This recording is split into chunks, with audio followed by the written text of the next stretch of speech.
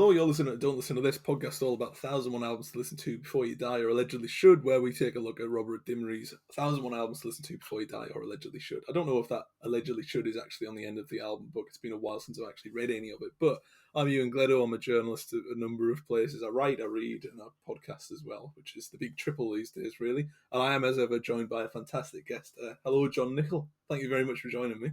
How have you been? Doing good? Really good, mate. It's January. Obviously, we woke up with sad news about David Crosby passing away today. We did. Really? Well, I think just the thought that Crosby, Stills and Nash can never be again is quite bleak, isn't it? It is, yeah, and it's. I mean, for me, it was like a bucket list one. Whereas if David Crosby had appeared in the UK, then absolutely, I'm going to it. Where it's kind of just etching that one off. It's horrible to think that that's it. And I'm pretty sure he had speaking arrangements and stuff in to set up for February and stuff, but obviously, Yeah. But yeah, but very sad news. But other than that, mate, no, I'm good, and I quite like a January, the Monday morning of the year. It's kind of a time to kind of take stock of it and listen to loads of records. Oh yeah, it's. Yeah. I think in January's probably my most productive month of the year, where it's. I'm fired up by that New Year feel, and I'm ready to go. Yeah. And then around this time of the year, I'll hit a wall. I'll have 2 days where I just do nothing, and then I get back to it, which is ideal. But what have you been listening to recently, other than obviously what we're about to talk about? Well, actually, I was going to mention to you a minute ago. I've been going through a bit of an associates kick in the last week. I think. Well, also Alan Rankin from the Associates died last week. Oh yeah, he did. Bloody hell, he did. It's enough to give a guy a complex. All this that was really sad, and so I suppose pathetically and predictably was listening to some Associates again, and I've had the Affectionate Punch album in the car, and Jesus Christ, it's such. I mean, they have to be one of the most creative bands of all time. The Associates. It's very hard to actually describe that music, isn't it? It's very unique. I mean, it's. Yeah. I mean, speaking of people that have passed as well, what do you call them? From the Specials, Terry Hall one as well. That's how we last spoke, isn't it? I know. Again, like a bolt out the bloody blue. I mean, It's been a weird one. I'm hoping we're not gearing up for that sort of 2016 level extinction. That was terrifying.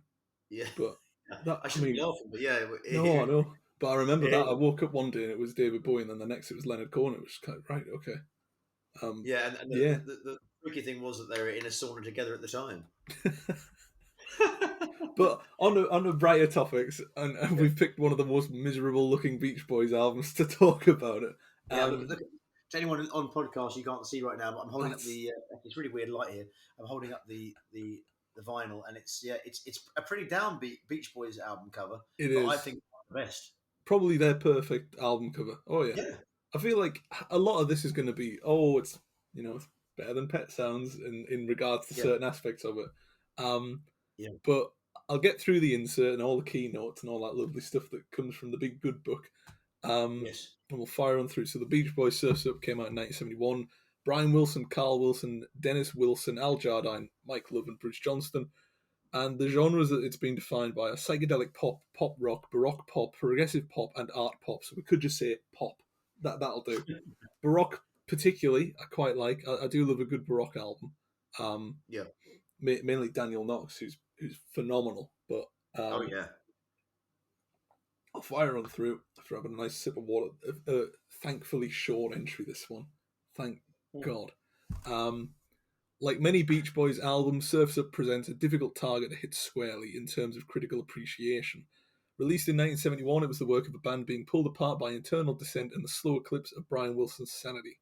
The ambiguity starts with the first track. No sooner have you dismissed Don't Go Near the Water as ecological hand-wringing, then along comes Carl Wilson's long-promised Road, with its determination and choral beauty, halting derision in its tracks. The oceanic mysticism of Feel Flows is equally arresting. There are certainly moments of sublime emotional clarity. The folk's naivety of Take a Load Off Your Feet is misconceived, but skip forward to the heartbreaking nostalgic Disney Girls 1957, and you remember how it is to be 10 years old. From another band, it would be manipulative dross, but the Beach Boys at their best had a matchless gift for tapping into something larger than themselves. The erratic, half-brilliant chorus continues throughout. Student Demonstration Time, a Lieber and Stoller tune given new lyrics by Mike Love, tries to hit a raw nerve with its sneering R&B grind about civil rights, but misses. Likewise, Oddity, A Day in the Life of a Tree, though pretty melodic, sounds more a product of psychosis than genius. The star-swept loneliness of Till I Die and the crumbling majesty of the title track gives the album the superb conclusion it deserves. Now, for an insert that's trying to convince us that these albums are worth listening to, if I'd read that and knew nothing about the Beach Boys, I'd think it's not for me. That I think I'll give that a skip. Yeah, Not quite positive that one, but it's on the list. yeah, But that's the beauty of the book. It's there to be ripped apart. yeah. You were quite keen to do Surf's Up, and I was wondering what memories you had with that album. It seems like a very huge album to elicit a lot of memories from. Yeah, yeah. Well, I remember the first time I ever saw the album cover. I was lying in the back garden of my first girlfriend. When I was about 15. And her dad is an art was an art. I think he is an artist and a musician, and had a few a smallish vinyl collection, but had Surfs Up and like everybody, I was very familiar with the greatest hits and stuff, but just the sheer physical experience. This sounds like I'm being a Ponzi bastard, but I really mean it. I was so excited by the album art, I just couldn't freaking believe it. And then listening to the record, it just. I mean, you mentioned. I mean, just the fact that this is the same band that did things like California Girls and even Pet Sounds. It's just such a thrill to kind of track the journey of a band and recognize and sense kind of Brian Wilson's involvement, yet in such a different configuration. It's kind of it's one of the real kind of charges and thrills about being a music fan, that isn't it? So you listen to like Till I Die, which is mentioned in the insert there. I think that's the same voice and the same brain that wrote, wouldn't it be nice or go and that's such a. I guess it's like reading an early Dickens novel than reading a later one. It's such a kind of a charge and a joy to kind of recognize the differences, but also recognize the common veins that run through these things. Yeah, I mean, definitely. I couldn't have put it better myself. It's to see an artist or a band or a writer just to chart them like that is really difficult because a lot of artists, they'll do one big thing and then sort of gradually they'll drift off and continue to put things out, but not at that same level. With the Beach Boys, they went through so many different phases of quality over such an Yeah, elongated period of time. I mean, it's incredible. The longevity of it is genuinely just stunning. yeah, This was I want to say about 6 years after Pet Sounds, 64. yeah. This is 71. Pet Sounds Yeah, was 66. So I'm really bad at maths, but I'm yeah, dreadful at maths. It's awful. I can barely count. And I really mean that. Yeah. Yes, but So what was that? 67, 68, 69, 70, 71. Yeah, it's about kind of 5 years, yeah, isn't it? 5 years that'll do. Close enough. Yeah. But yeah, to have that 5 years after Pet Sounds, which was 1 year after Beach Boys Today, which was 3 years after Surfing USA, which is such Oh an man. incredible run. But it's Yeah. I think crucial to that is that it's all so different, and all of it Yeah. sounds extremely varied. It's kind of what the Beatles did by the time they Yeah. hit the sort of rubber soul apex and just carried on from there. Yeah. Obviously, the Beatles did that twice every year, which is genuinely Yeah. terrifying. Yeah. But Surf's Up, yeah, I mean, for me, obviously, I'd not really listened to it until I'd actually gotten into music. And everybody thinks I've been into music for ages. I think I've been into music and stuff for about 2 years now. So it's Mm. not been that long. But Yeah. for me, it'll always remind me of that. I don't know if you'll have seen Love and Mercy, the Paul Dano movie about the Beach Yeah, I Boys. have. Yeah, Yeah, yeah. sure. And I know that album's not mentioned in that film, but it always, listening to this album always reminds me of that film. And Right. I think a lot of it comes from what the insert mentioned, the sort of Brian Wilson and how his life was going at that moment, really, the sort of very tragic aspects of his personal life. Yeah. It is horrible, but I always see a glimmer of Surf's Up in that, and in John Cusack's performance especially, which is a really good adaptation of something that's quite horrible to sort of figure out and to talk about. But there are aspects of that in Surf's Up, especially in Till I Die and the Life of a Tree, which is a strange track in particular. But what is it about this album then that makes it so special, do you think? That's obviously a very loaded and broad question, but I think in a mysterious way, and I don't know if this was deliberate. Well, there's a couple of key things. I think Jack Riley was a guy who was managing the band at this period, and he was really he was really insistent on the band focusing on their image and the way they things like the cover art and the places they played, the things that they said, and the way they looked. And the Beach Boys really needed that kind of guidance. Yeah, And I don't know if it's deliberate or not, but this I think the in a way, although Brian Wilson isn't. I mean, he's not that heavily featured on the album. Of course, there's a couple of three or four cornerstone tracks that are him. But I mean, I think in a way, it's like the whole album is a nod to what's going on in Brian's life. The cover itself, I always related, to either the band itself or Brian himself. yeah. It's a very kind of war, battle weary Native American Indian on the back of an equally lame horse, with this title "Surfs Up," and it's just, oh my god! I mean, it's such a beautiful. It's Um, yeah, expression of what was going on with Brian, really, yeah. his soul. Yeah, It's a very heavy album in that regard. But just on that album cover, probably one of my favorites. Absolutely stunning. Really, really, just it's the blueness of it. It's the color. It's beautiful. And then the little label at the top is like a little yeah, that kind of the copper, copper kind of plate. plat. Yeah, Yeah, wonderful. Really and wonderful. I think the thing is, it's such the kind of flip side and dark side of the Californian LA Yeah, dream, because there are still at this period in the early 70s, there's Capitol and various labels are still churning out kind of like greatest hits yeah, albums.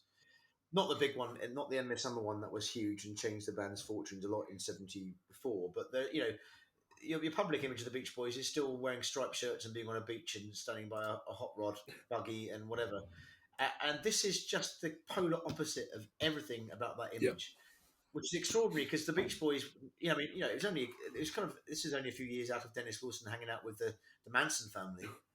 Obviously, Brian Wilson's very well catalogued huge mental sadnesses and yeah, issues. Carl Wilson being a conscientious Vietnam objector, and the band, being in financial dire straits. So it's and also I don't think there are many records. It's such an anti kind of fame album cover again, because it doesn't.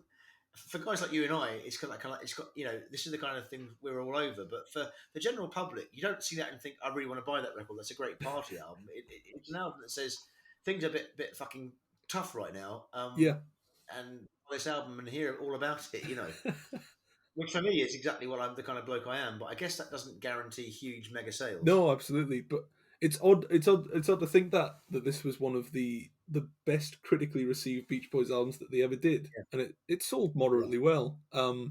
yeah, On top of that, though, I mean, the rundown you just gave there of the people that were involved, the sort of sadness of Brian Wilson, the conscientious subjection, you can tell on the record that there's a lot of warring factions going on behind the scenes of essentially people yeah, wanting the album to be something that in turn it doesn't really relate to. Like obviously the obvious one's Student Demonstration Time, which is I think it's quite a yeah, smart Vietnam sort of protest song, mainly because of how it yeah. kind of manipulates what it's doing. The microphone sounds like a megaphone.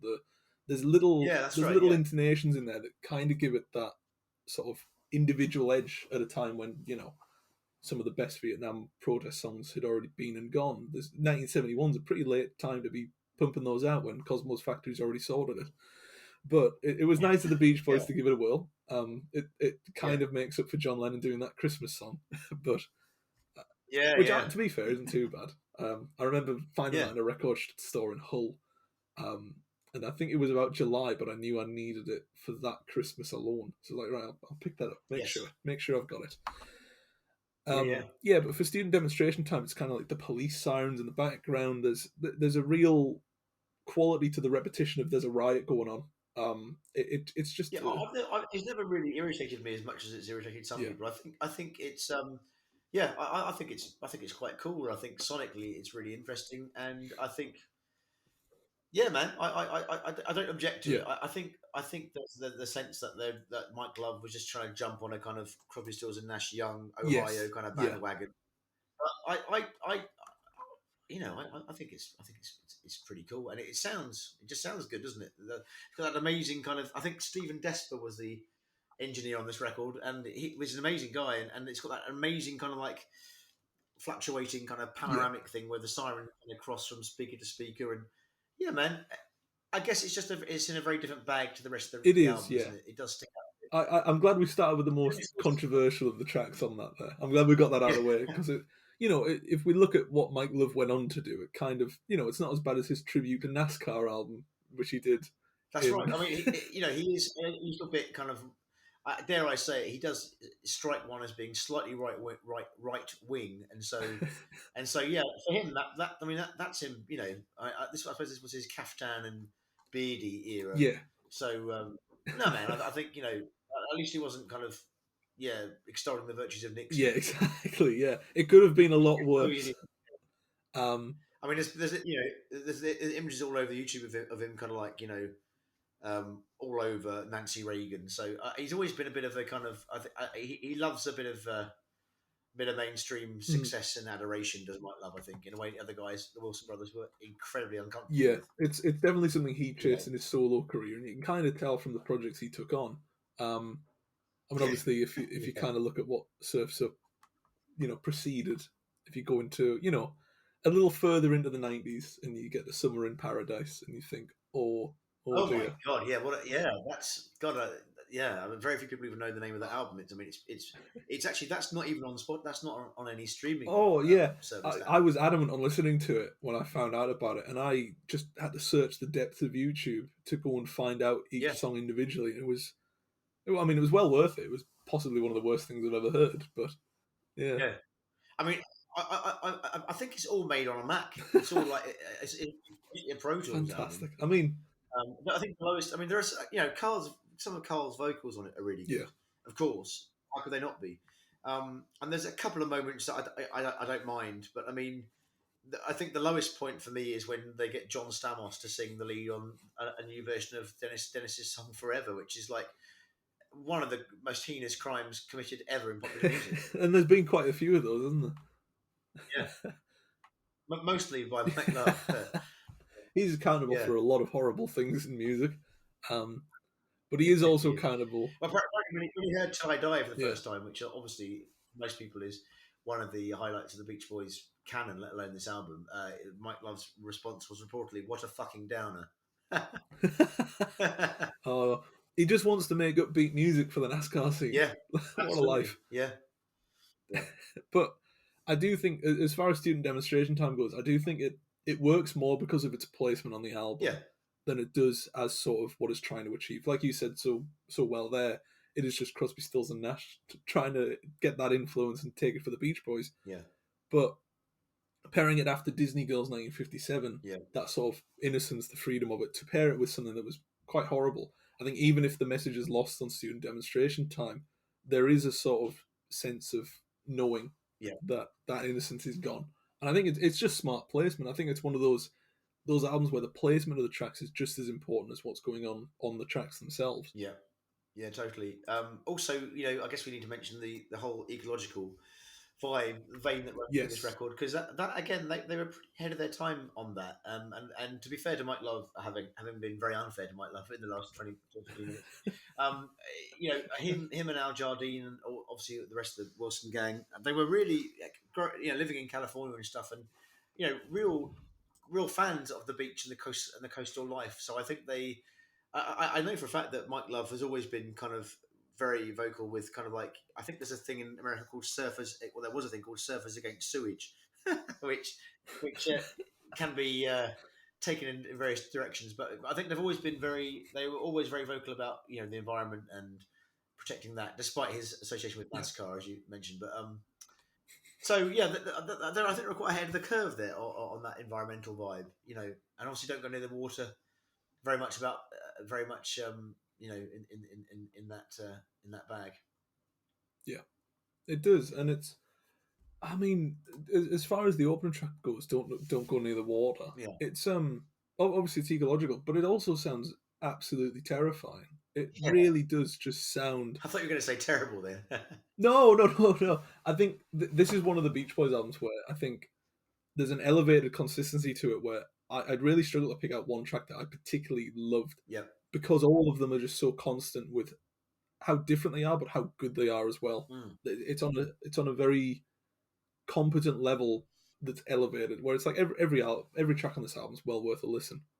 Yeah. and sort of knowing where to dive in is really difficult because it's a well-paced album. It's sort of you can't really cut it up into pieces and just pick one or two. It's Mm. start to finish is very thought out. It's very Yeah. thorough.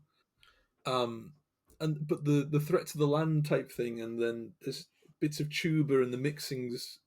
It's a really strange track, but it's really really good. Um, I think it more provides a fear of the ocean than a sort of fear of the threats of the ocean. Because if that's what it sounds like down there, I really don't want to go. Yeah. But there's there's a level of real sort of fragility, I guess, Mm. because it feels like everybody's trying to do their own thing on this album. Yeah. By some miracle, it works because you've got something like "Don't Go Near the Water" and then Disney Girls 1957, Yeah. and then you've got something like "A Day in the Life of a Tree," which I'm pretty certain when I first heard it, I was just thought it was abysmal. I Yeah. just thought, what's this? But then it's a real grower, that one, like a tree. Hey, I like Um, that. Yeah. yeah, Yeah. no, it's a good track, but there's nothing. It's. I think the worst thing you can get from Surf's Up, and I was talking to my mate about this. He was like, "Does it have its own God only knows?" It's like, well, no, but I think that's to the benefit of this album. I Yeah. don't Yeah. think it has that definitive single, even though obviously it had a couple singles released before its release. It doesn't have that one song where it's like, oh wow, that's the lead for this album. It all feels like a lead, but it also feels like sort of the end of the road type thing. And just to link it back to that album cover, it Oh man. feels Yeah. like the end. By the way, that piece of art is called. Well, I think the painting. I can't remember who the artist is, but he paint. There's a statue. Is probably the wrong word. I think it was a statue in America somewhere. Sculpture, Sculpture. like That's the word. But yeah, yeah. and it's called. It's entitled "The End of the Trail." Well, there you go. It's Also, yeah. there's I mean, a beautiful symmetry as well because the Beach Boys records, Brother Records logo is very similar. It's a Native American Indian yeah, on the back of a horse, kind of with his arms outstretched. So um, it's uh, it's just the whole thing has a real nice. It's amazing the importance of the cover art, isn't it? Because yeah. Oh yeah, I sometimes think with let's just focus on the Beach Boys again. I mean, albums yeah. like 15 Big Ones and things. I Mhm. love that record.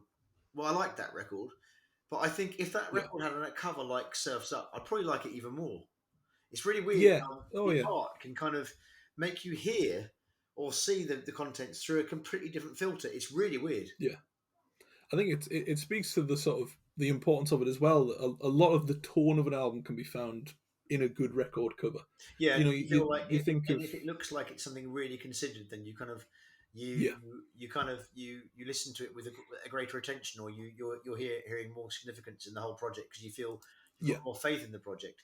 But when it's a slapdash cover, I guess you just you don't invest quite so much into it. Exactly that. It's kind of the if you've spent so many, I mean, sometimes years on tracks that are appearing on an album just to slap a shit cover on it, Yeah, it doesn't decrease the value of the music, but it does decrease the value of the sort of the package that consists of an album. yeah. Um, I And the feel Beach like Boys really gave up on that. You know, yeah, when you get to kind of the later 70s, or certainly the 80s, man, it's just the whole thing. It's heartbreaking to see that lack of that kind of that attention and care just go, yeah, and the it more is, it commercial is, factions of the band kind of winning over, and just thinking, fuck it, let's just put a surfboard on the cover, and we'll stand there and look like we're loving life, And it's yeah, I just think that's such detriment to the to to everything. But this was a yeah, period where they were still, the creative belief in the band was still winning over the kind of the commercial thing, yeah. and It that's a was, pretty yeah, thrilling time. it is, and I think it's.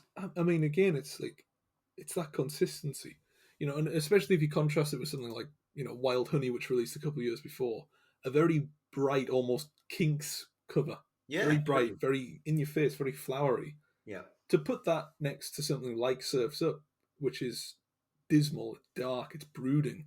yeah. It's the change of pace that Pet Sounds also was, but Pet Sounds felt more in tune with what the band was identifying with at the time.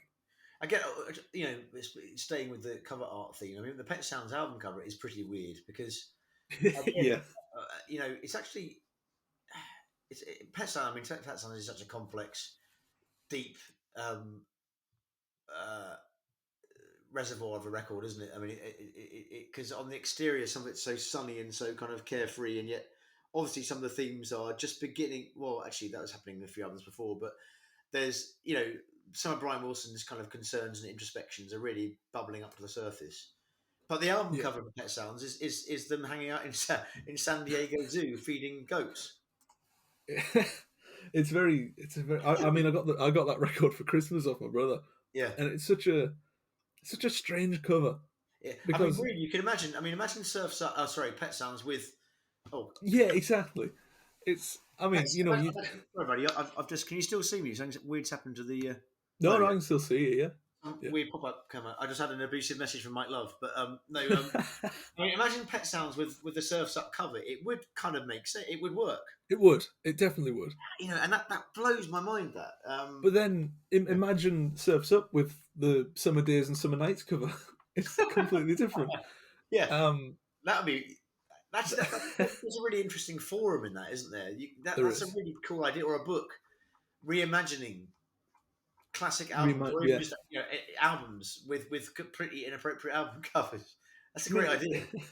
as sort of, I mean, as a broader point in album covers, I do like these tangents because it kills a lot of time when we're Yeah, meant to be talking about albums. But I always thought that sort of, when music started to digitize and everything went on to sort of iPods and stuff, yeah, I thought they'd just kind of lose album covers and there wouldn't be as much detail in them. But I think now more than ever, there is more detail yeah. and sort of focus on what an album should look like, which is great because it makes collecting records that have just released more fun. I do really Totally. think that, some of the best album covers appeared last year. And Um, there's always that really nice moment where the cover the album cover art it comes out before the music does. So you kind of yeah, there's so much you're kind of you're getting so much information just from a picture or an image yeah. because that's all you've got. Oh, yeah. But And that's the thing, I think it's. yeah, and you try to kind of make you're trying to, especially if you're a serious fan of whoever the artist is, Yeah, you're trying to extract information from the think. Well, okay, can I work out what direction they're going in from this picture, or yeah. oh, he's got a beard now, or or he's behind bars, shit, whatever it might be. It's a really great way to chart the sort of perspective a band or an artist wants to take. I always think Nick Cave's sort of latest string of albums, Mm. the covers were beautiful. They really Yeah, were. And yeah, they were also very, very simple. Like Skeleton yeah, Tree is just the title, his name in the top right corner, and that's it. Or it might be bottom left. But it's essentially just very simplified. It yeah, feels like Velvet Underground, White Light, White Heat, or the White Album by yeah, the Beatles. Very stripped back, where it's especially, I mean, the White Album's a great example of kind of who knows what's on that album until you listen to yeah. it. That really is. I mean, Yeah, that's a whole bloody podcast on its own talking about that album. I it think is. also like, with Surfs Up, what is mind blowing, of course, is that you get to the stage where obviously the title Surfs Up works from an ecological point of view, but also we get with the Smile mythology. Obviously Surfs Up was a cornerstone track from the aborted Smile album. Yeah, And what was interesting, I think that certainly again the Wilson brothers and even Al Jardine and Mike Love are beginning to realise that actually there was creative value in mining some of this stuff, and actually, I guess perversely, kind of just in a way, capitalising on the slightly sad circumstances about that project, and that yeah. fuck it, if we throw a Smile track on there, that's going to get some of the kind of hip press element on board in a way that wouldn't happen if we didn't, and um, it's wild how Surfs Up works so well, and it does kind of tell you, reveal how amazing Smile would have been in '67 Oh, if yeah. Surfs Up, all these years later in '71 was still blowing minds, 4 or 5 years later. Exactly that. And I think it's, as far as the sort of legacy of the album is concerned, it obviously it doesn't help that it's kind of in the shadow of what many people consider to be one of the best records ever made, which is Mm. Pet Sounds. Yeah. Do you think it sort of Surfs Up struggles to get that wider audience because it isn't as upbeat? Is it suffering now from what it suffered in the 70s? Yeah, I really Like, think it. I really, it's a really curious crossroads that kind of concept, because for you and me, and for millions of other people probably, this is our favorite era of Beach Boys music. yeah, And you're talking about 2020, Sunflower, Surfs Up, Carl and Passions, and Holland. That's an extraordinary run of records. yes, And then endless some of the big capital. double album compilation came up, and things were never ever the same ever again, No. because the sheer amount of money and success that flooded in. Even the Wilson brothers probably thought, well, Christ, it's quite nice to have money again. It's quite Yeah. nice to, now we're flying on private jets and not literally on coaches and stuff. Yeah. And but it's so. Sorry, your question was the struggle. Yeah, I just think the general public, it's not what the Beach Boys are. The album cover alone and the music within it, just the beat. It's that awful branding thing, and Yeah. Beach Boys to huge parts of the planet Earth will be. Yeah, I'm not going to waste my breath saying what I'm going to say. You know what I'm going to say. It's Yeah. as I get around and wouldn't it be and Surfer Girl, whatever. And this just this is just it's just got a more underground kind of slightly shoegaze kind of sensibility, which Yeah. is why we love it so much. But Yeah. that's never going to get as many platinum gold discs as Surfing USA. No, of course not. But it's it's quite remarkable that something like, I mean, the final two tracks, Till I Die and Surfs Up, stunning. Really are some of my favorite Beach Boys tracks, and a lot of that comes from they're not quite rejecting the roots of their music. Surfing USA, it's very summery. It's the beach. It's it's all that sort of aggrandizement. That perspective that's still there on stuff like A Day in the Life of a Tree. It's just that the ecological sort of positioning of it's changed. They're not on the beach. They're looking at it and going, "Oh, we used to go there. Now it's fucked. It's gone." And that's a lovely way of looking at it. Yeah, and also I think you could always argue that really all Brian Wilson and Mike Love ever really did was write about what they were doing. Yeah. So in the early '60s, they're going to the drive-in, they're watching movies, they're drinking cokes, and having girlfriends and having a good time, and then so on and so forth. And so things move. They grow beards. They have kids. There's problems politically, and that's expressed by the music. I think that when things start getting a bit awry is when the records stop representing what's going on in their lives and actually just start. People like Mike Love start writing what they think people want to hear, which is Summer in Paradise. Perversely, no one wants to hear that. When they're writing about, they're trying to assimilate and impersonate themselves. That's always a freaking mistake. It is. You become your own impersonator at that point, and even the public get it and know it, don't they? It just doesn't ring true. There's very few people that have kind of made one image stick for so long. I mean, even Bob Dylan had to sort of reinvent not his image, but his style and his sound and his perception. The only person I can think of that has really stuck with the image that they had at the start of their career throughout the whole thing would be Johnny Cash. But Johnny Cash was sort of very lucky in the sense that he had extra pieces that could sort of benefit that image. He had a TV show, he had extra records, he had the Osprey. There were lots of different facets to sort of. I think there was a period there, wasn't it, just before? Oh God, what's the guy who produced his last records? Rick Rubin. Yeah, thank Christ. Yeah, Rick Rubin. There was a bit where Rick Rubin tells a story about seeing Johnny Cash playing in some kind of corporate gig. It's like 200 people who were ignoring him, and obviously then Rick Rubin's whole kind of thing was to get him back in, tap into the original source. Yeah. So I think Cash had a period where he was a bit adrift. Yeah. But yeah, interestingly, I guess Rick Rubin just kind of got him back into the honesty and integrity and just do what you do. Don't do any of this other shit. Don't play for an insurance, corporate gig. You're a man in black. You're the dude. You're Johnny Cash. So. Yeah, I just, and also just physically the way the band changed. I mean, the kind of the facial hair and the kind of the cooler clothes. I remember reading a really interesting thing talking about Derek Taylor, who was a press officer for the Beatles in the mid '60s. Did some work with the Beach Boys. Brian Wilson sought him out around the kind of Pet Sounds period in '66, and Derek Taylor, much like Jack Riley in this period, said, you need to spend more attention. Care and attention on your image and on the album covers. And he said, ironically, he wrote a kind of a long form piece for a music mag. I think it might have been NME in the mid '60s. And he said, ironically, the Beach Boys are probably the coolest dressed band in the world, but you would never know that from their album covers or their TV appearances. And he was saying, just be how you actually are, because they look. If you look at pictures of the Beach Boys hanging out in LA in the mid '60s, they look really cool. Even Mike Love looks cool. They look really, really cool. Is he wearing his NASCAR driving suit? Is he? Thankfully, before the Mike Love lenses, but they're really cool guys, but Yeah, they were kind of mired with the kind of they just that wasn't represented yeah, um, visually. But this period, it is yeah, the music looked like the music they're performing in this period, yeah. which so yeah, It was it's a very the word you mentioned there when you were on about Johnny Cash, honesty. Do you think Surf's Up is kind of the last honest Beach Boys album in the sense of it really is the definitive? This is what we think and this is how we feel at the time. I think it goes two more albums, or Yeah, even three more albums on, because actually I missed out Beach Boys in concert, which is a really good record from this period too. That's the last gasp. So I know I think at Holland, I think if remember in the can't remember if Holland or the double album in concert is the last one, but anything pre Endless Summer, I think. yeah, I think there was still that huge investment and commitment to the art, and I think that just changed. I mean, there are amazing things bubbling away after that. yeah, I don't know if Beach Boys Love You's in the book, but that's an album I'm a huge fan of from 1978, 77, 78.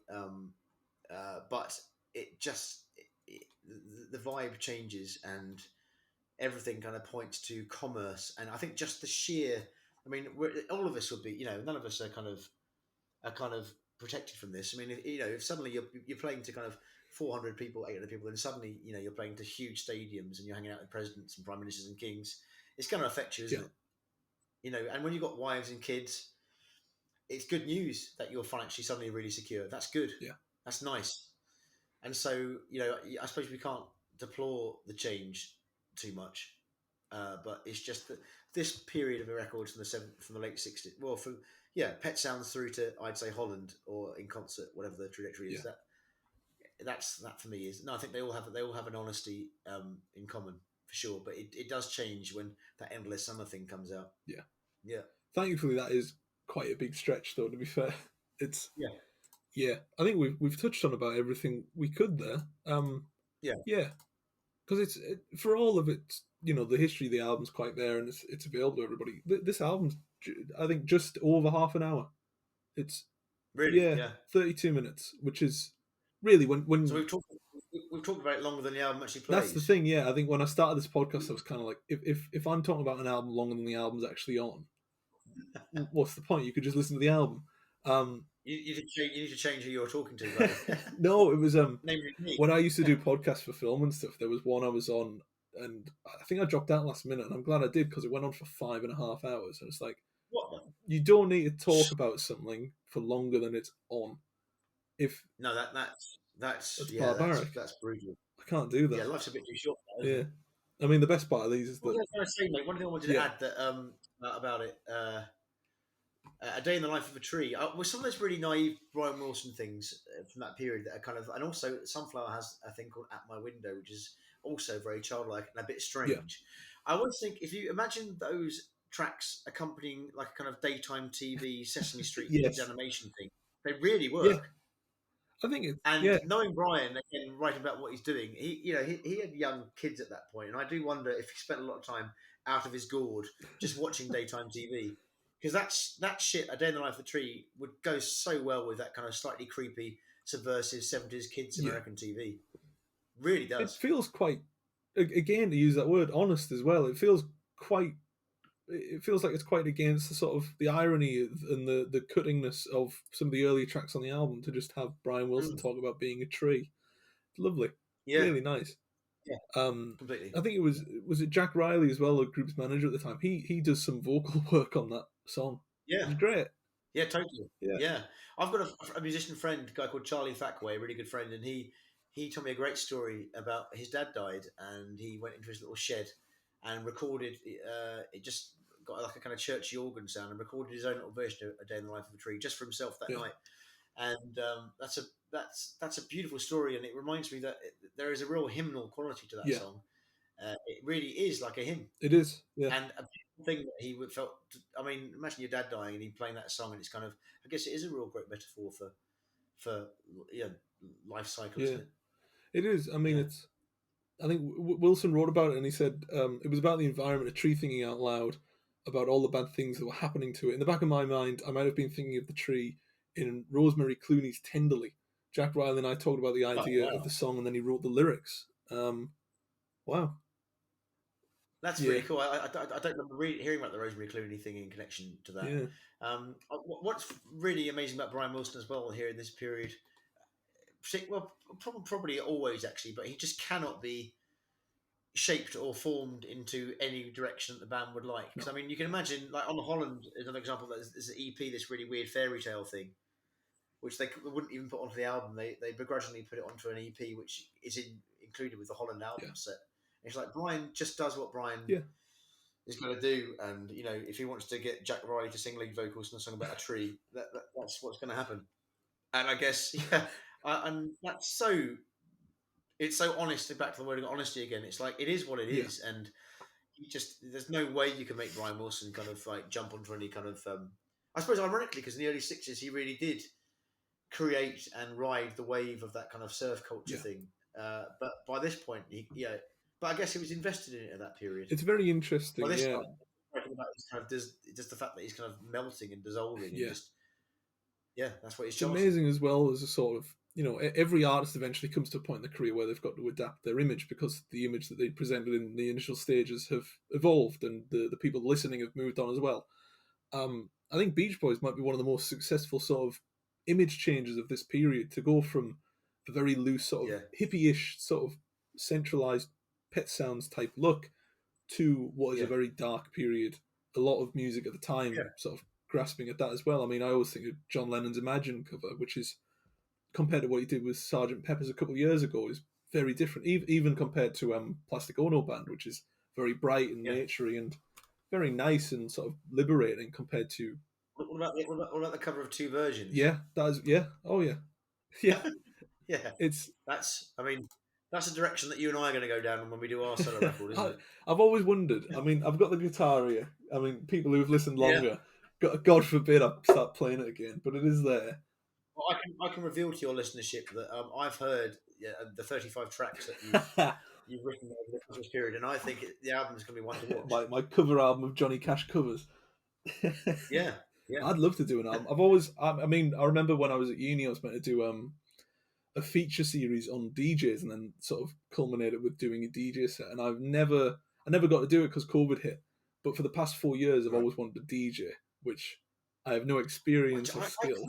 I kind of have two actually, but for me, it wouldn't be a mixing thing. It'd be kind of like just playing Yeah, nice tracks, pretty one by one, with maybe a tiny bit of segue. But I'd love to just fill a space out and play nice music, but it would have to be in a situation where there was no aggressive manager wanting you to get the crowd yeah, dancing. no, I'd want full You know, control. I'd want to stand with my hands on my hips, just playing Surfs Up over and over. That'd be it. Yeah, yeah, yeah, well, exactly. And if I could find a venue that would be up for that, I'd do that for fifteen yeah. pounds for 8 hours. 8 hours of looking at Tomorrow a Welfare song, just that. Oh, Perfect. we haven't even mentioned that. What a great Wonderful track that track. is. That's really good, isn't it? That's the thing. I think that's as broad a notion as it is. Really good does sum up Surfs Up. It's a really good record.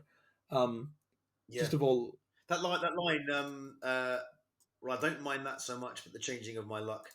But you know, I could be doing so much yeah, more. That's a really, really cracking line. yeah, That.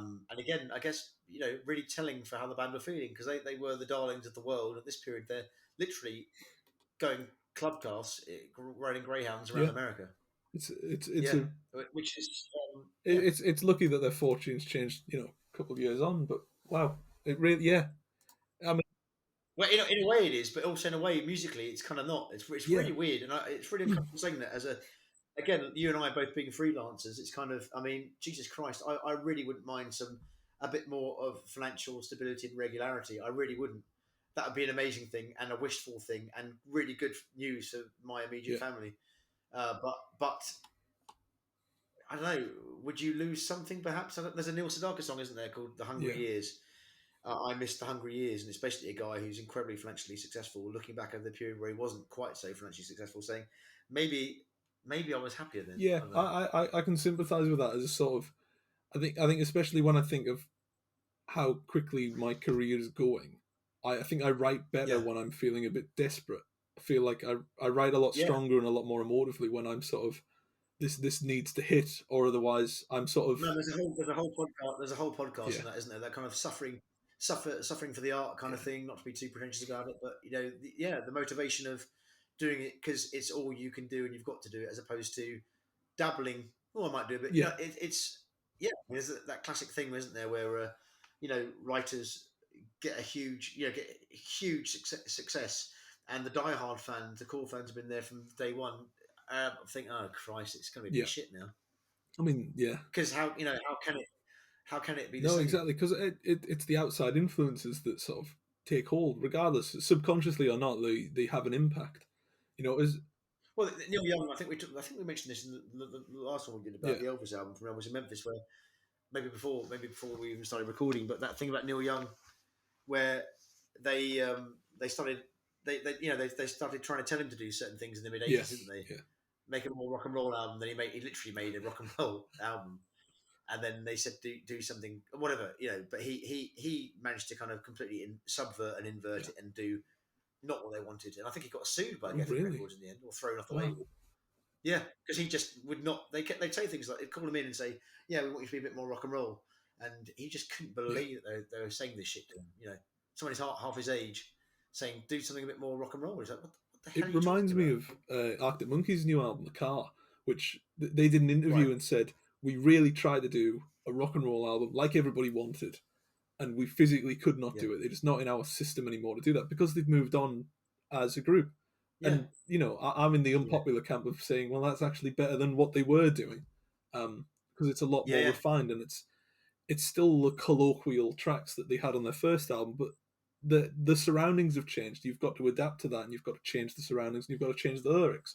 It would be very sort of uppity for Alex Turner to start singing about Sheffield nightclubs that he went to 15 years ago. Because let's be fair, he's not there anymore. It's that difference. No. It's and if he is, that's yeah. It's as soon as I hit 21, I was like, can't go to clubs anymore. That's me done. Right. You bastard! I'm 44. What the hell? Where am I at? Tender old age of 23. And that's it. Terrible. No, yeah, good. Well, you're doing great, mate. Before we go off, I want to show you the. So that's the Surfed Up album. Also, there's a really cool thing inside the album, which because the working title for Surfed Up was going to be Landlords. And that is still expressed by the lyric insert, which has got a picture of a kind of like a desert nice. Or a kind of like a dry. I always like those inserts, and also that are just every other album. Amazing. And occasionally I get a record and I get it home, and I've got excited and I bought it. And I get home and I think, please God, there's not supposed to be an insert and it's missing from the album. And I open it up and I go on Discogs and I see that the insert's not there, and I throw the fucking thing out. I cannot believe it. You've got to have the whole thing. And this is my Surfed Up 8-track tape. Honestly, that's fantastic. Yeah, that's really. I mean, that's. So when I pump that out, that's how the album would have sounded, kind of coming out of a car system. Yeah, in that's 71. Fantastic. You can do that with the DJ set. You can plug that in, and away you go. Yeah. Yeah, totally. Yeah. Maybe one day, mate. You might not want to be saddled with me because I'm too old. But what about a vinyl night? That's exactly it. A vinyl night. I mean, I've got all those records back there, which you can't see on the video podcast. But I've got all sorts. Yeah. You could get a solid, I don't know, a 3-hour set, a real quality one. But I've got like, who would house it? Who would accept that for their? It's going to be a place where they're not worried about. It's a dance floor thing, isn't it? A dance floor thing will be a very very different thing, and I'm sure we could both. But it's a different bag. I don't want the pressure of feeding a dance floor. I think it's very easy to do dance floors though, because you stick a bit of like Elvis Costello's "Pump It Up" on, and that buys you about 3 minutes to go right. What else have we got? And then you think LCD Sound System's got 8 minutes to cover us, and then it's just kind of you go and have a quick cup of tea, pop back on the stage, and just sort of do that, and then you're done. Yeah. That's it, isn't it? I mean, I remember when I used to go out to clubs and stuff, it would just be a Spotify playlist. Someone would plug their phone in at the front, and it would just be that. And it loses some of the magic. I quite like the magic. I actually got invited to a vinyl DJ night, but I'm worried that I might try and take it over because I know the band that are doing it. Yeah, it's almost going to be. It's almost painful, isn't it, for you and me, I suppose, and other people, because you think you kind of suspect deep down inside you can probably do it yourself, and so to see some other nonce doing it reasonably successfely, it does. It really does. You're going to go there, you're going to get drunk, stumble over there, and start wrecking the gear. It's whenever I see people writing, it's like I've always held myself to the statistic of if I can write better than someone, then they're writing more than me. If I'm writing more than them, they're writing better than me. But if I can find a nice balance between the two, that's all right. So, yeah, totally, yeah, all right. WRITE. But just to wrap it up, Yeah, man. What's the best track on this album? Yep. It's a Okay, difficult mate. one. Let's have a look here. Well, yeah, it's a. I think probably the lasting probably the track I go back to the most would probably Yeah. be "Till I Die." I Okay. think. Yeah, I think we're in Yeah, agreement on that one. Yeah, that's it's exquisite, wonderful. isn't it? Just It's exquisite. very Yeah, yeah. it's up there with Brian Wilson's major works, and it's just it's It's yeah, yeah. very hard to describe it. Just a It's the perfect song. repetition at the end, which repetition in some of the Beach Boys tracks. I mean, especially one on this album where there's just a bit where I think it's Al Jardan just goes bip bip bip, and it works. But on Yeah, this, these things I'll be until I die, and it's that constant. It's troubling, but it's beautiful. It really is just wonderful.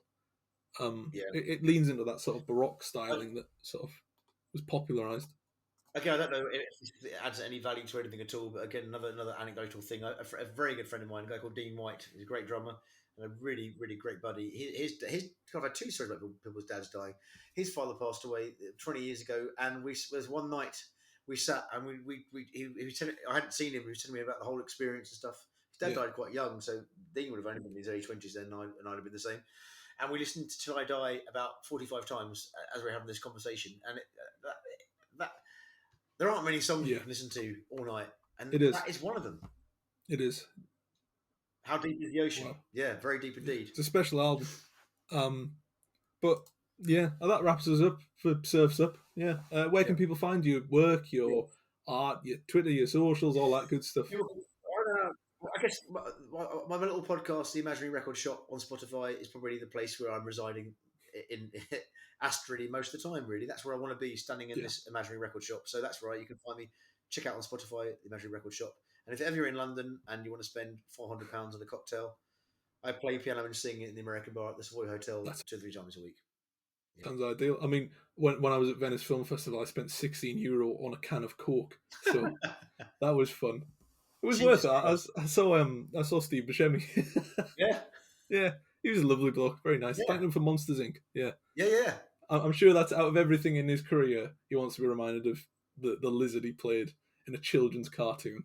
But it probably probably one of his better paid gigs. Yeah, oh yeah, definitely Disney money. Oh, I Oh mean, my god, if yeah. I either mean, of us get a Disney gig, that's it. I'd sell my soul for a Disney wouldn't gig. that be a great profile thing on WhatsApp or just Disney gig, and and everyone would know that they're not going to hear from you for about 20 years. Disney That's gig. it. I'd be gone. Yeah, this Yeah. hometown of mine, that's cut and buried, gone. But no, you can get my stuff on Cult Following, Daily Star, Daily Mirror, Clapper. I've got this podcast. I appear on other podcasts. It's all going along the screen at the bottom to save my voice, and I've learned Yep. how to do the ticker thing on iMovie now. So we're all on the up and up. Oh my god, yeah. It's high production value, these things. Eh? Jesus, yeah. I mean, I was surprised when we did this today, and that your hologram is in my room. I was surprised. Yes, yeah. So the It's, budget it's has really gone through the roof. Oh, Hasn't it really is. I mean, it's considering this podcast gets edited within 5 minutes on this. it? Yeah. I'd say it's good going. I was surprised to see you wearing a kilt though. What's the significance behind that?